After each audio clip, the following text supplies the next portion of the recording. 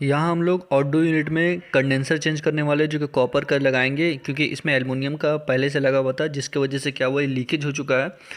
और कुछ कंडीशन मैं आप लोगों को दिखा देता हूँ एल्युमिनियम कंडेंसर का कि किस कारण से वो लीकेज होता है, प्लस ये सक्सेस नहीं है भाई। मैं आप लोगों को बताना चाहूँगा एल्युमिनियम कंडेंसर देख सकते हैं किस तरह से वीक हो जाता है कुछ सालों में, आप देख करके ही समझ पाओगे।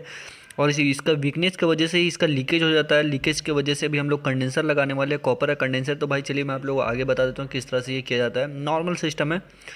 यहाँ पर हम सामने आएंगे तो ऊपर में एक पाइप रहता है, कॉपर का पाइप, जैसे देख सकते हैं यहाँ कनेक्ट है। इसको हीट करके हम लोगों को निकाल देना है। और नीचे के साइड में भी जो हमारा यहाँ पर देख सकते हैं ऑप्शन है, यहाँ पे फिल्टर के पास से भी हीट करके वो निकालना पड़ता है। इजीली वो निकल जाए, कोई इशू नहीं होता है। उसके बाद स्क्रू वगैरह को ओपन करना पड़ता है। यहाँ पर कंडेंसर हमारे पास है कॉपर का, 100% कॉपर कंडेंसर हम लोग लगाएंगे। यहाँ पे देख सकते हैं कितना हेवी ग्रिप का है भाई।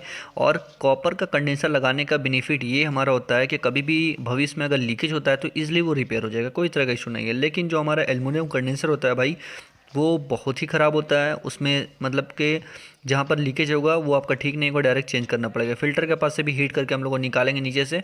और ऊपर के साइड भी मैंने आप लोगों को दिखा दिया है।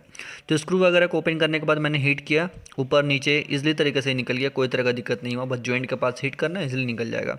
उसके बाद जो आपका कंडेंसर होगा उसको आपको साइज़ के हिसाब से यहाँ पर रखना पड़ेगा और फिटिंग करना पड़ेगा। कभी भी ऐसे आप कंडेंसर परचेस करने जा रहे हैं तो उसका साइज़ एक बार नाप ले। उसके बाद आप दुकानदार को बोलो कि इस साइज़ का मेरा कंडेंसर इजीली आपको मिल जाएगा, ठीक है। कंडेंसर यहाँ पर फिट करने के बाद आपको ये नोटिस करना है साइज़ में आ गया है, स्क्रू वगैरह है ये नहीं।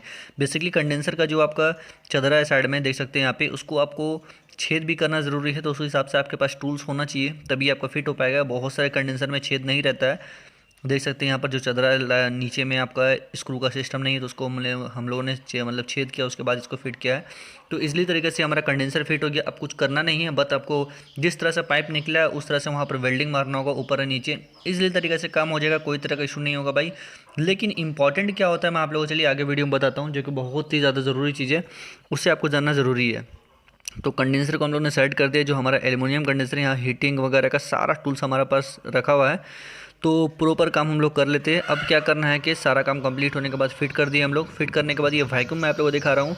कभी भी कंडेंसर वगैरह चेंज करते हैं आप, या फिर आप कंप्रेसर चेंज करते हैं, तो आपको वैक्यूम करना बहुत ज़्यादा ज़रूरी है। वैक्यूम करोगे तो आपको प्रॉपर कूलिंग मिल पाएगा रूम के अंदर, ठीक है। यहाँ देख सकते हैं सारा काम कंप्लीट है, हम लोग वैक्यूम भी कर रहे हैं बहुत अच्छे तरीके से। आपको 20 से 25 मिनट वैक्यूम करना है। जितना ज़्यादा टाइम से वैक्यूम करोगे उतना अच्छा आपको कूलिंग पता चल पाएगा, कूलिंग किस हिसाब का है।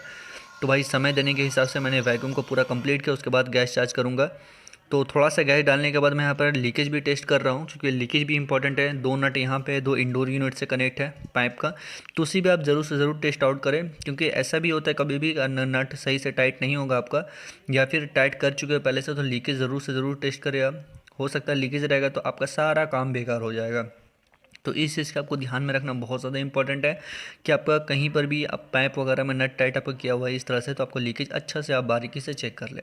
उसके बाद जो आगे का काम है आपका गैस डालने का वो करें। अब आप मशीन को चालू करें, उसके बाद गैस डालने शुरू कर दीजिए। ये हमारा 22 नंबर का गैस है, जो कि इजली हमारा जो बैक प्रेशर है तो आप 55 से 60 के बीच में मैं रखूँगा। उसके बाद जो मोटा वाला पाइप है इजली हमारा उसमें कूलिंग आ जाएगा, कोई तरह का इशू नहीं है। तो इजली तरीके से इसी तरह से आप कंडेंसर को चेंज करते हैं। उम्मीद करते हैं वीडियो पसंद आए।